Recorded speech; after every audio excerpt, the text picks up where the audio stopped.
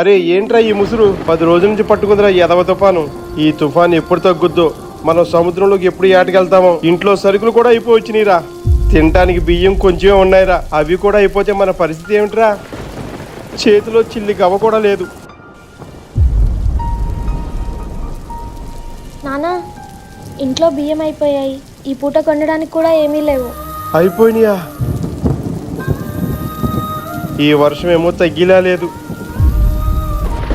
ఇప్పుడు మనల్ని ఏ దేవుడు ఆదుకుంటాడో.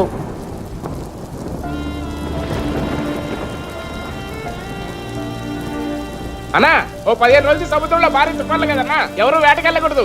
మీరు వెళ్ళకండి అన్న. వెళ్ళమండి. ఈ కుటుంబ ప్రభుత్వం ఆర్థిక సాయం అందించిందన్నా, 20,000 అవి ఇవ్వడానికి వచ్చారన్నా. ఇదిగోండి అమ్మా డబ్బులు.